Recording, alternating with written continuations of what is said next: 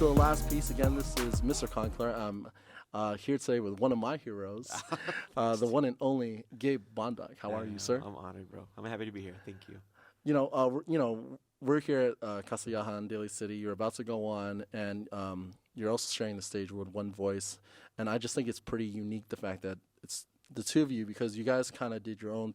You guys definitely represented for our community in different ways. Yeah. They were out there 20 years ago with their album. And then you definitely did your thing in the early 2000s, like during the YouTube days. Totally. And you guys are out there representing for our community. I mean, is that impact, or is that an impact in your mind that you maybe grasp with, that you were able to represent for us? Absolutely. That's always been an honor of mine. I feel like one of the biggest benefits and honors and just really incredible things is to be when you're Filipino, is we're constantly like supporting each other. And I feel like a lot of my success and a lot of the sort of the following that I've developed is because people have been just looking for someone to support. I think that's how our culture works, right? Like we're looking to back each other up, and just to see what One Voice has done. They were on the radio, I remember. They're just killing it, and it kind of really paved a way for me to be like, oh, you could do music. Yeah. Music is a viable option, right? And it's just really cool to be a representative of what our culture can do, like who we are and what we are. Yeah. And you were on YouTube and killing it in the beginning. What year was that? Did you start uploading? Gosh, I remember a friend of mine said, "Hey, you should sign up for this YouTube thing. Something might happen in 2006." So I posted a video, but I didn't really pick it up till about 2008, and that's when I started really doing performing at festivals and events and things like that. But yeah, that was like 2008, and I was just posting twice a day. Yeah. 3 times a week. Yeah. All that stuff. I loved it. It's a small world again. Knowing, like we were just talking about how I went to high school with your cousin Brandon. Yeah. Shout out Brandon. Yeah. And the fact that I used to perform folk dance, so like a lot of these festivals, like you were always the headline, and Barangay, we're out there, we're coming, we shared the marquee. But let's talk about that, like how your career has, from crediting YouTube and helping putting you out there, you've been able to take your music, and that's taking you around the world, has it not? Yeah, absolutely, it has. It's funny you mentioned that. These festivals are. I posted a little something on Instagram saying how special it is to be able to play at these because it reminds me of when I started. I wasn't on YouTube yet. I didn't have any followers. Instagram wasn't around. Twitter wasn't around. And so it was these events and the coordinators and the people who were putting it together that believed in me, and they were like, "Oh, this guy can play. He can sing." And I'm just blessed to be able to share the music that I was creating. And so it just became it just snowballed from there, with the advent of technology and all that stuff. But really this,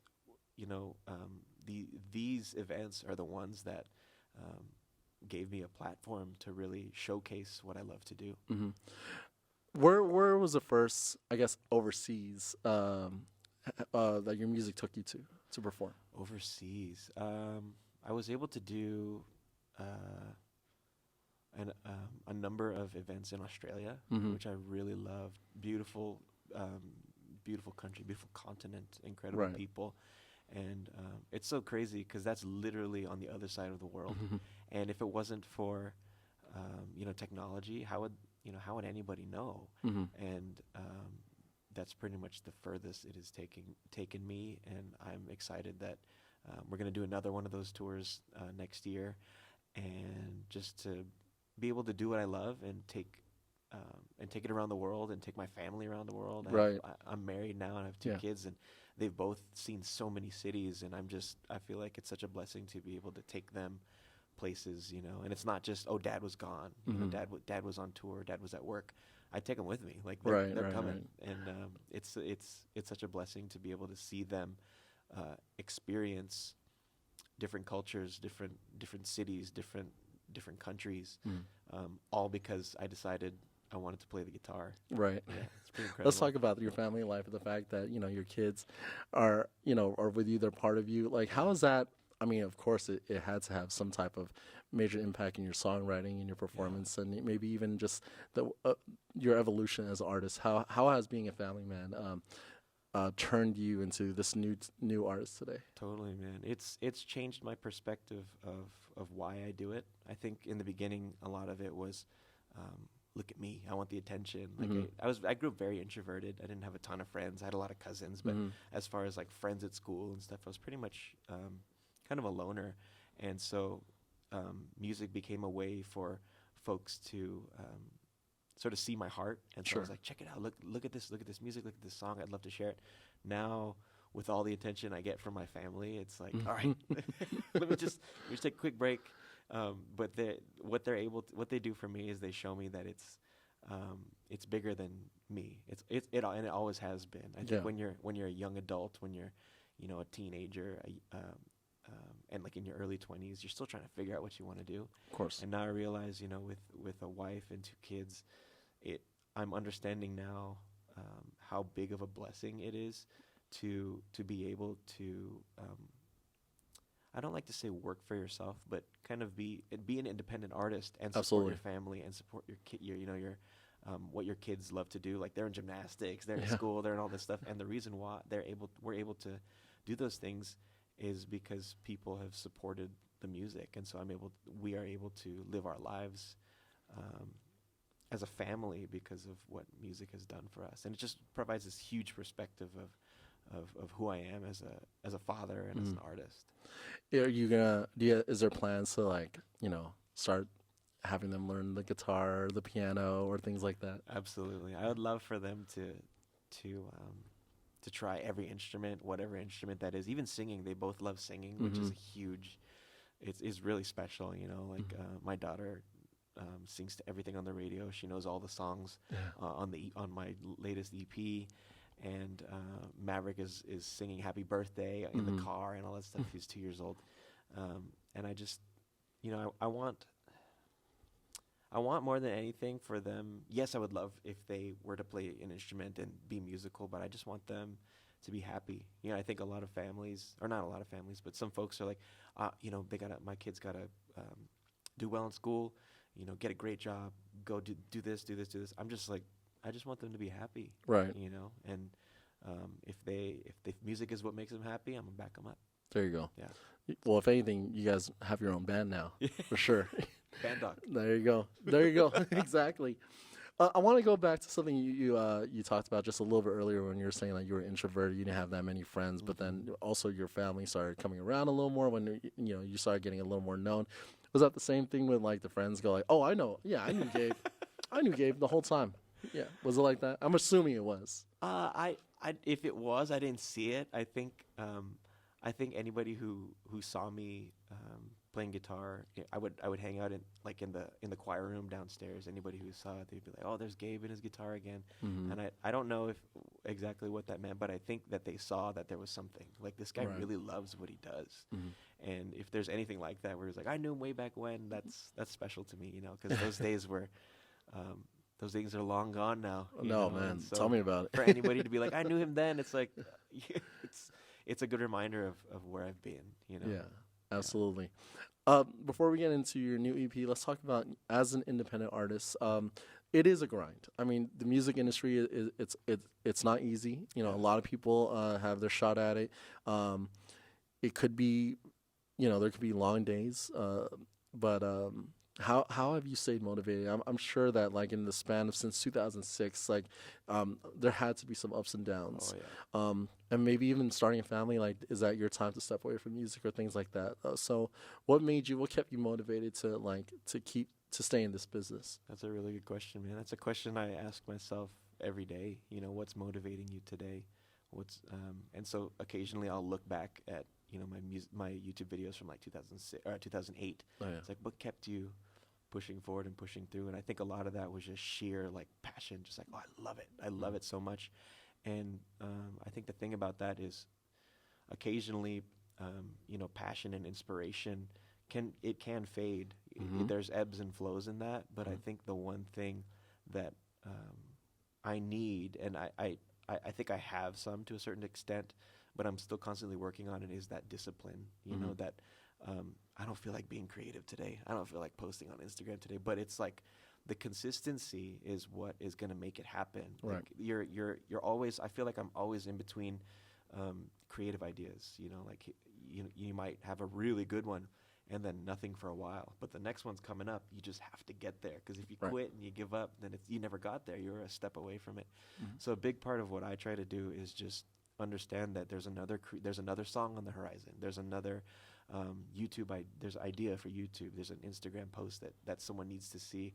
Just beyond that point of, I don't want to do it. Right. You know, so I constantly have to remind myself as an artist to take time and realize that, yeah, it is about being in the moment and being creative and those 4 a.m. moments and all that stuff. But it's as much as it is that, it's also, okay, it's one little post at a time. I don't feel like, you know, I don't have a song in my heart right now, but let me just play some chords. Let me just create a melody and write it down, because it might be something later. So it's just that discipline and that consistency that I'm still working on. I'm talking about it as if I know how to do it. I don't. I feel like it's an idea that I'm just trying to grasp at. Right.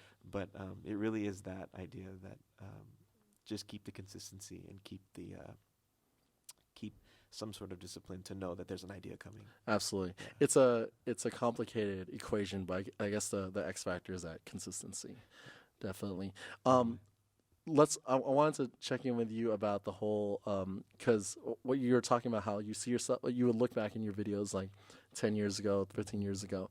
There are people who are doing that now, and there are people who are probably that's performing right now who were in your shoes, like, you know, what was probably one of those, and maybe if you could share with us one of those days or events or festivals where it's like you went up there and nobody knew who you were. I mean, what does that feel like? I mean, I couldn't feel like, oh shit, like, here I go. You don't know who I am, but I wrote this, so enjoy. Yeah. Is that weird, or is like, I mean, let's go through it. What was that like? Looking back, I think I believed in myself enough, or at least I believed that I loved what I did as so much that even if you don't know me, even if you don't know this song, even if you don't like this song, you're gonna see that that I love it. And I think that's what people have been able to latch onto is the passion for the art, you know. Yeah. And yeah, I'd get up there and there's like 3 or 4 people in the audience and they're like on their phones, and well, they weren't on their phones then. I don't know what they were on then. They were like, I think they were texting on those or playing Snake or something. Yeah, or those stupid sidekicks that just yeah, dude. Yeah. It was like that. But I think what got me through that is that I love this. Yeah. You don't have to love this, because I love this.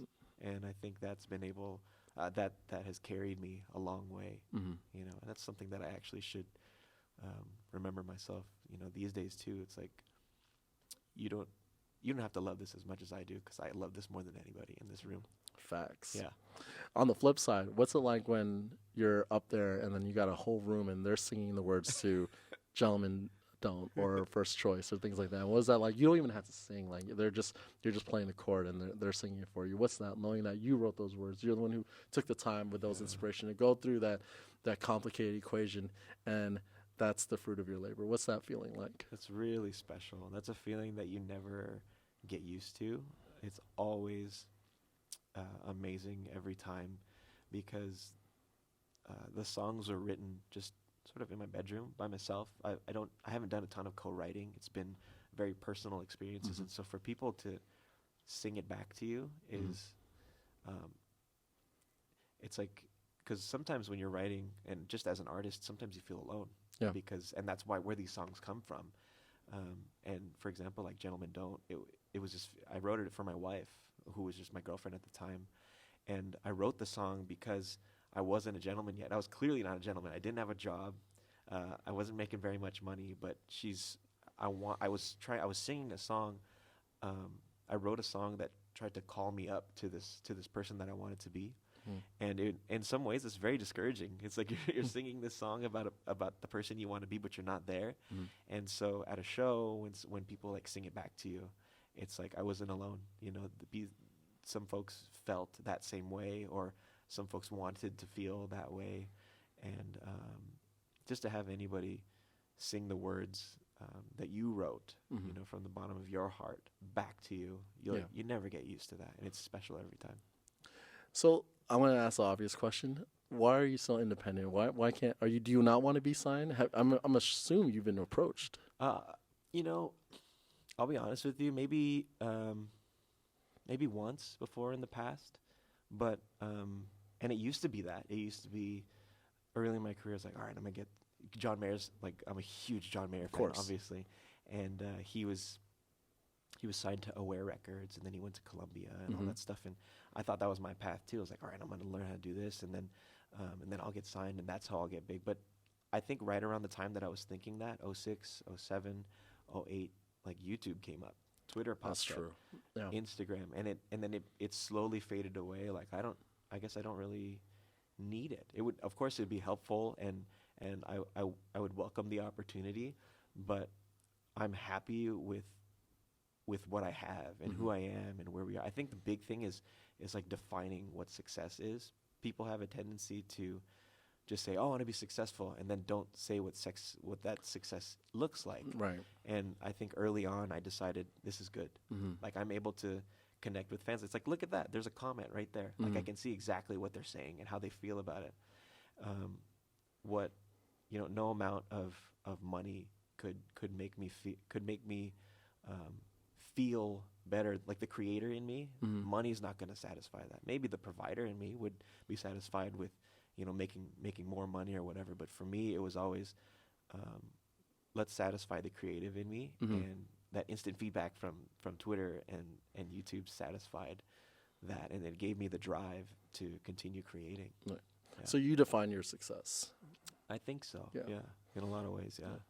Because I feel like listening to your old stuff and listening to the EP in the last couple of weeks, like, I know this could get radio play, like, at least on 101.3, or at least, like, we would have, like, or TFC would help you, like, I mean, we would help you. I don't know about TFC. Now, of course, TFC would help you, like, just to push your music out and things like that. Totally. Yeah, I don't. I just see you as being bigger than where it is now. Not like there's nothing wrong with now, but yeah, you're just one of that soulful dudes who has that sound where it's real, it's sincere, and it's coming off. I'm very John Mayer-ish. I don't know. Were you at his show at Chase? No, I wasn't there. Oh, I wasn't. Dad life. That's all right. Oh, of course. I was still having fun. Yeah. That's okay. But we're gonna get into your EP, but I definitely want to talk about John a little bit, just because I feel like you're one of the only people I could have a conversation with about John Mayer and not be looked sideways. But what is it about covering his songs? And you've done a lot of songs that it's very difficult to do. Neon. Or even the new ones, like I love the Rosie, the acoustic version. Oh, thanks. Man, if you were there at Chase, that's what I want to talk to you about. If you heard when he was just letting it rip at the end of Rosie, is like, I'm glad someone had it on YouTube, because I was like, I should have recorded it, but I was like so in the moment. Yeah. Oh yeah. But it was cool. But yeah, what is it that I guess your connection with him, and why do you see him as someone that you like to cover and maybe even model your craft after? Absolutely. I think I remember when I discovered John Mayer. Actually, I remember a gal in high school was like, "Have you heard of John Mayer?" And I was like, "No," but I kind of like shook it off. Like, "No, I played this kind of guitar or whatever." I'm just, I didn't know what kind of guitar I played or style at least. And I remember just on the radio hearing No Such Thing. Oh, yeah. And I was like, this is John Mayer? And the first thing that I latched onto was, I think it was the chords. There were chords that I've never heard of. We're going way back. This is like 2001, 2002. Yep. And Room for Squares. Yes. Yeah. So it was like the chords, the lyrics, and then the melody. And then the fourth thing that I really noticed is, back then, I didn't sing very high and I didn't sing very low. I was like stuck in this range, so I couldn't sing. Obviously, I couldn't sing in sync, which was the big thing. Early 2000s, their voices were very high. Same with Backstreet. All the sort of mainstream artists, Boys to Men, like their voices were too high. John Mayer had killer music, and his range was like the same as mine. Yeah. So not only could I learn how to play these awesome guitar chords and progressions and stuff, I could also sing them, and that was a big deal for me. Yeah. And I think that's part of what I latched on. Then I stayed for the lyrics, because he's very deep, very intellectual, Yeah. And the chops, of course. He can play acoustic guitar, he can solo on electric, he can do all those things, and he's a producer himself. And I think that's what made me sort of latch on to that style of music is I could play it. I could play those chords. I could sing these melodies, and I got these lyrics. Like I got them, and it just kept rolling from there. He inspired me to write, and inspired me to do all those things. And then I started looking at other people's songs, the songs I couldn't sing, and turning them into these like John Mayer influenced type of vibes. And that's kind of where it came from. Started with straight up just covering John Mayer, copying him, and then bringing other people's styles, and then spinning that into something that I would like to call myself today. Absolutely. Yeah. As you were just explaining that, like the two songs from that album just started going off in my head. That it's like, I feel like Gabe could do a song. That sounds like a song Gabe would do, or like he could make his own version. Is Why Georgia and 83. Oh yeah. Like especially 83 is just like, you know, thinking back to where you were and where you are now, and then Why Georgia, just like maybe like that could be where you were in the like maybe song like in your room or when you're on the road, things like that. But yeah, maybe that's what for the next EP. But let's talk about this EP. We got the one. Yes. Let's talk about it. Released this year, right? What's new? So it's actually it's a revisit of all the songs that I have previously recorded that I just posted maybe on YouTube or released them, not in a sort of professional format, not recorded in a studio, anything like that. So I took all those songs and I met with Jesse Barrera, who's a musician, artist, engineer, producer in LA, and I just really said, hey, check these out. What do you hear?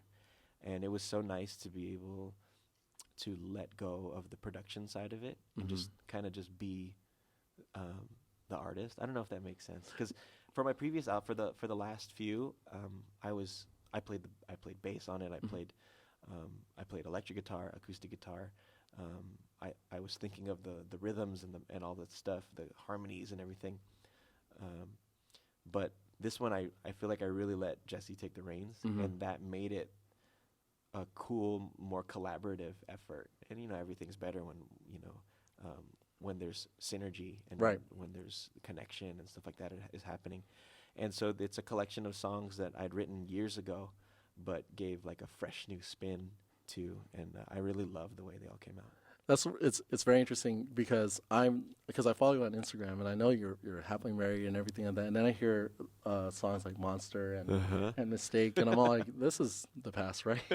So just making sure. Like, I'm glad you alluded to that. Absolutely. But how are you liking it so far? How's the reception? It's been really good. I think it's.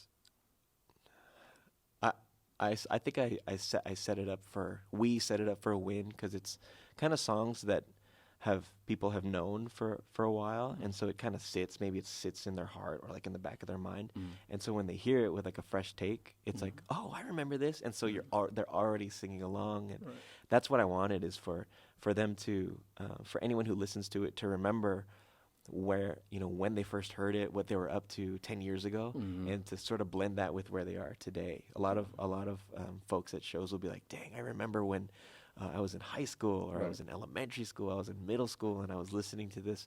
And I just love the idea of blending the old with the new, not just in music, but like in our hearts and our minds, you know, the nostalgia, when you blend where you were and who you were with where you are and who you are now. It's a really cool feeling. Is there 2 singles out right now that we're pushing? It's The One and Stronger Than, or we're just whoever likes it. It's really, what do you like? Yeah. Pick one. I love all of them, obviously, but The One is a really special one. Specifically, I love Race Car. First of all, Race Car that's a new one off the EP. It was written because for 15 years my falsetto like disappeared as soon as puberty hit. It was just a whisper. And last year, 2018, I was in an elevator, I remember, and I was just singing, and it like came back, and I was so inspired by just like that sound that I wrote that song, and Jesse just put this incredible spin on it, and I love that track, because it's like it's that whole thing, like where were you then and where are you now.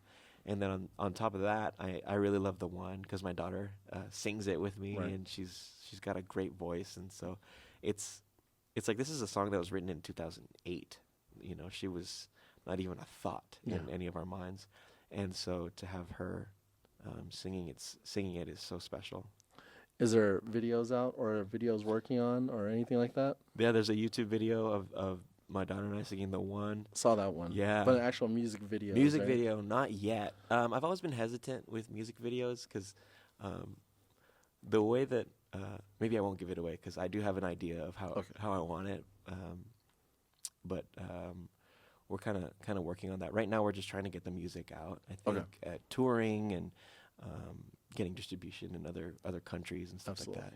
Well, the reason why I bring it up because, like I said, we'd love to help you. Oh, thanks, dude. We have an editor here, John Santos, multi-Emmy award-winning editor. Oh, cool. Jeremiah is also multi-Emmy award-winning photographer. That's awesome. We're itching to do a video for free, and we would love to help. Thanks, dude. So I say that so we put it out there.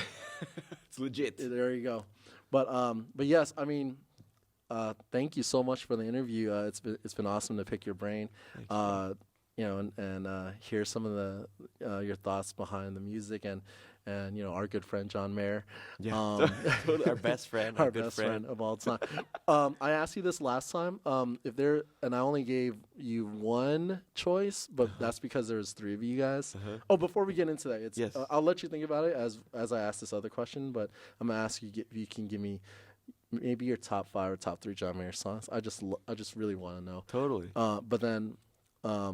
But I do want you to shout out what your tour dates are, your social media, everything. Where can people contact you, listen to your music, and where can they go and see you? Totally. Okay, so I'm on all the social media things. There's Instagram, that's at Gabe Bondoc. Same with Facebook. Actually, Facebook is Gabe Bondoc Music. Same with Twitter is Gabe Bondoc. And I've been posting a little more regularly as I'm finding more and more time to create more like sort of creative aspects to social media, so that it's not just a platform of this and that. I really want to start organizing and curating the things that go up on there. But yeah, so we've got a few of those, and then early next year we've got plans to do Philippines and Australia, maybe Indonesia. Nice. So we're excited. Just stay tuned. There's going to be a bunch of stuff. Real quick on that, I noticed that Jeremy also went to Indonesia. Did he not? He did, yeah. Is there something about Indonesia and you guys? Honestly, he and I talk about the same thing. I think there's like this. I couldn't tell you. I've never been there. Jeremy could tell you much better. But it just seems like there's been this huge explosion of I don't know if it's discovery or more widespread discovery of acoustic music, of acoustic R&B, and you know, a few years ago it wasn't even on the Spotify analytics, you know, Indonesia, and now it's like number 2 right behind the United States, and it's really cool, man, to know that after having done this for 10 plus years that people are discovering your music. That's such a cool feeling to know that the things that you have done in the past can be discovered and feel fresh to another person. It actually like reinvigorates what we do. So it's really cool. That's awesome. Totally. Well, Indonesia, you know, not late to the party, but they discovered you. That's always a good thing. Totally. Yeah. So, but yes, top 5. You got them? I think so. I don't know if this is in order, but the top 5. The first one that comes to mind is Rosie. Okay. I love the vibe of that song. It just like you can hear it in your head when you like think about it. I love that. Still Feel Like Your Man. I love the vibe and the jam of that. It sounds like an old school song. It does, yeah. Gravity, of course, just because of where I was. I remember cutting school, cutting a class so that I could go to Best Buy to buy the album and listen to it in the car. So there was that 3. Let me pick 2 more.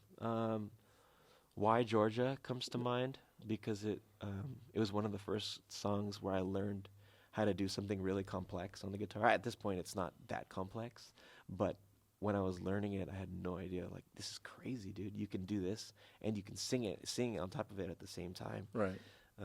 And the last one's got to be Neon for me, because that opened up my mind. I never applied that technique to anything. I don't really play anything like that, but just to think of something like that is crazy. And what it did was open my mind to other possibilities of what you can do on guitar, and what the guitar is capable of doing, of sounding like. And those are my jams. It changes, but if you're asking me the top 5 that come to mind, those are the ones. Couldn't say better myself. Gabe Bondoc. Thanks. Thank you,